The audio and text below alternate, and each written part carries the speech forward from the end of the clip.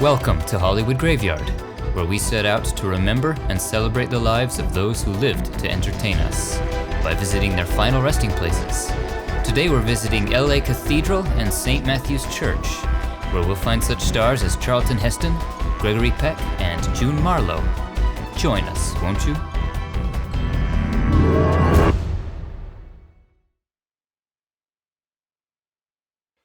Many stars are men and women of faith, as we've seen when visiting various Catholic and Jewish cemeteries in LA. For some, though, their desired final resting place is right on the grounds of a house of worship. Today we'll be visiting two of these houses of worship, St. Matthew's Episcopal Church and the Los Angeles Cathedral. So put on your Sunday best, we're going to church. Take me to church. We'll begin way out west in Pacific Palisades at St. Matthew's Episcopal Church. The parish of St. Matthew was organized in the 40s, and this church was built in the early 1980s. Fans of Mel Brooks will be interested to know that this is where the wedding scene in Spaceballs was filmed. Who the hell are you? Prince Lone Star. Prince? I just found out. That's what this says. I'm an honest-to-God prince. Will you marry me? Over the years, this church has become home to some of Hollywood's devout, including legendary actor Charlton Heston. After his death in 2008, Heston's ashes were placed in a niche in the Garden Columbarium on the grounds of the church. Broad-shouldered, square-jawed, and with a commanding voice, Charlton Heston was built for the roles in historical and biblical epics for which he became so well known. Roles like Judah Ben-Hur in 1959's Ben-Hur, a role which earned him an Oscar. Also as the title character in El Cid, and as Moses in Cecil B. DeMille's The Ten Commandments. For this you shall drink bitter waters. God has set before you this day his laws of life and good and death and evil. Those who will not live by the law shall die by the law. Other notable roles include The Greatest Show on Earth and 1968's Planet of the Apes, with one of the great film endings of all time. You maniacs! You blew it up! Oh, damn you! God damn you all to hell!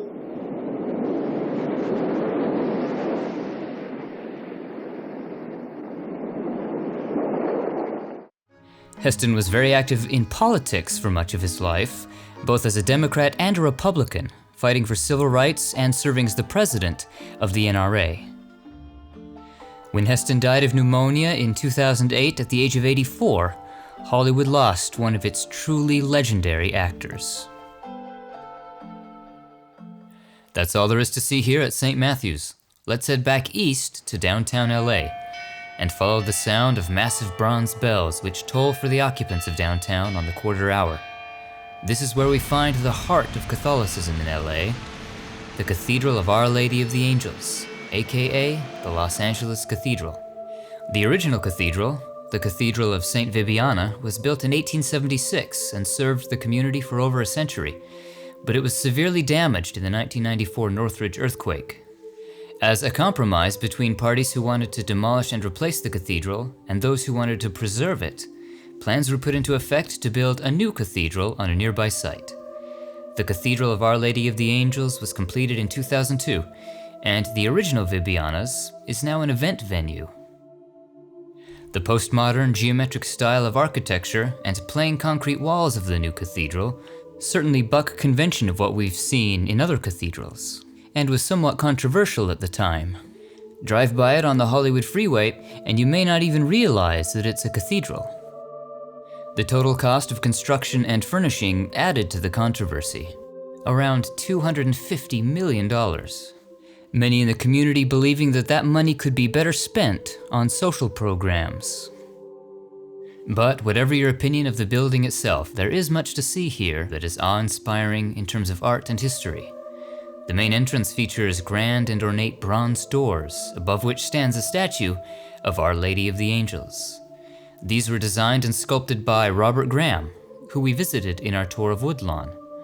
You'll recall that his urn is actually a miniature replica of the cathedral gateway. All right, let's head inside, shall we? As soon as you enter the cathedral, you're met with paintings, mosaics, and various other works of art from Catholic lore. Perhaps the most stunning are the giant tapestries that line the walls of the chapel. These aren't paintings, they're woven cloth. Here we also find a 17th century gilded black walnut Spanish Baroque retablo. This was originally created to sit behind the altar of a church in Spain, before being brought to the States and eventually placed here. And one practice peculiar to Catholicism is the collection and display of relics for veneration. Here at the LA Cathedral we find a number of relics, from Our Lady of Guadalupe to Pope John XXIII. There are three classes of relics. Third-class relics are objects that have touched a second or first-class relic, such as a piece of cloth. Second-class relics are items that a saint owned or wore, like a goblet or a mitre. And a first-class relic? Well, that would be physical remains of the saints themselves, as in this actual piece of St. John XXIII, here on display. And speaking of mortal remains, the sacred space beneath the cathedral is the mausoleum, reminiscent of old world catacombs, though significantly nicer. The walls are crafted of Spanish limestone, and alabaster sconces immediately envelop you in a soft, warm glow. We're also treated to an array of stained glass windows from the old St. Vibiana's Cathedral. This is the newest mausoleum that we've yet visited, as you can see by the many still unoccupied crypts. And there's a time capsule here that will be opened in 2102. So if you're watching from 2102, hello from 2018. What was in the time capsule? To access the mausoleum, head to the northwest corner of the cathedral and take the stairs down to the lower level.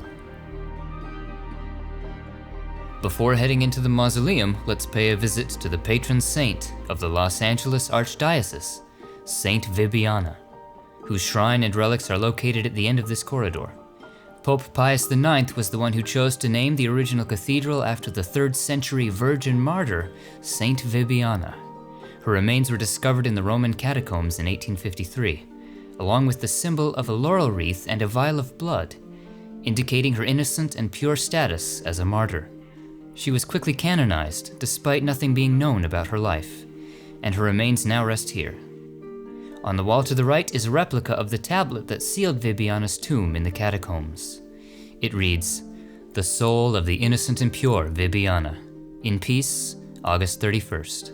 Followed by a laurel wreath, which was an early symbol of martyrdom. Let's head now into the Cathedral Mausoleum. The third left is Corridor B North, where we find the crypt of distinguished actor Gregory Peck, known for playing heroic and noble figures, perhaps most notably as Atticus Finch in To Kill a Mockingbird. The role earned him an Oscar. Now, gentlemen, in this country, our courts are the great levelers. In our courts, all men are created equal. I'm no idealist to believe firmly in the integrity of our courts and of our jury system. That's no ideal to me. That is a living, working reality. He can also be seen alongside Ingrid Bergman in Spellbound and Audrey Hepburn in Roman Holiday. And horror fans will recognize him for his role as Robert Thorne in The Omen. A lifetime of humanitarian efforts earned him the Presidential Medal of Freedom in 1969. He's entombed here next to his beloved wife, Veronique. Let's continue further down the grand foyer. You might be asking yourself, why is Arthur wearing sunglasses inside? Well, you've heard that the eyes are the windows to the soul, and being that this is a house of God, best keep the blinds drawn, eh?